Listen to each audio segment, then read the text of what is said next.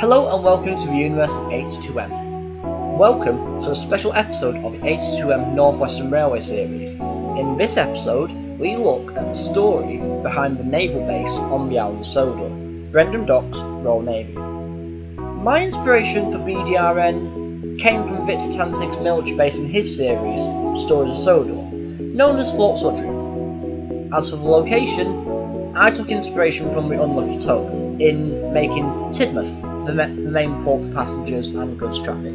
But I still liked the idea of having Brendham being a busy location, hence the idea of making it into a naval base. Now, on to the history. Royal Navy ships were first seen on the Island of Sodor in 1916 as a support fleet during the Great War. However, at this time the motive power was supplied by the Wellsworth and Sudbury Railway.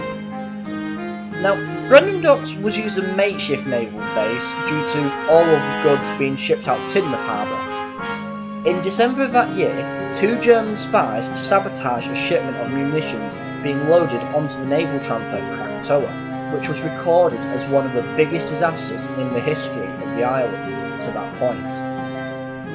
Following the accident, the Royal Navy determined that it would be strategically beneficial to construct a proper naval base on Sodor, and so construction began in January 1920.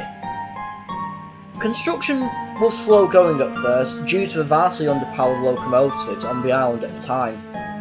After 8 years of construction, Brendham Docks Royal Navy was officially complete. With the completion of the base, the Navy brought in an ex-Railway Operating Division engine to run the base as it had the right clearances. The engine in question was a 280 heavy freight locomotive known as Pilot, who served with the ROD in France. Pilot was a quiet sort of engine, but as the other engines found out, his stories of the Great War would be rather entertaining, as the elderly engine would be a little eccentric with his tales. With Pilot in charge of operations at BDRN, things ran very well, and when the Second World War started, traffic increased tenfold, which did stretch Pilot to his limits and beyond.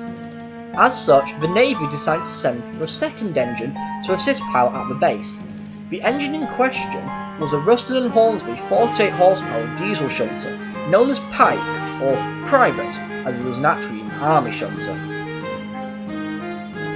Given that Pike was also an army shunter, he wore the number 802. This was actually due to his works number, which ended in 802. The Ruston got along well, but Pilot would often chastise Pike on the slightest of things, often referring to him as "stupid boy." During the Second World War, 2 Northwestern Railway owned engines were given official clearance to operate troop trains to and from the naval base at Brendham. These engines were Edward and James.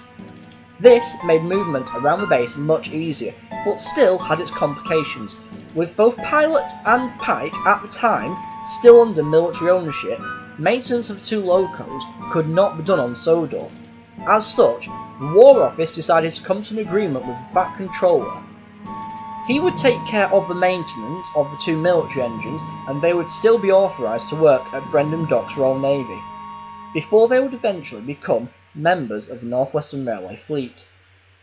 In 1969, Brendham Docks Royal Navy would receive the addition of 2 former Longmore military railway locomotives, a 280 Austerity known as Colonel, and a 210 Austerity known as General, as well as an MOD-owned BR Class 07 known as Captain. Operations soon began to increase, with troop trains between Brendham Docks Royal Navy and a new training camp at Mardy in South Wales on the mainland.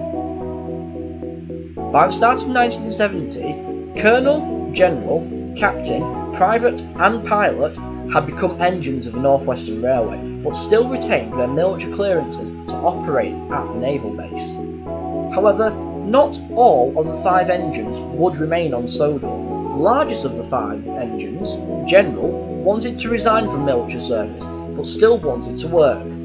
As such, the Fat Controller made some phone calls and soon found a new lease of life for the big engine and as such, General was sent to live out his retirement over on the Severn Valley Railway in 1972. To this day, Brendham Docks Royal Navy is still an operational naval base and serves the island and the mainland.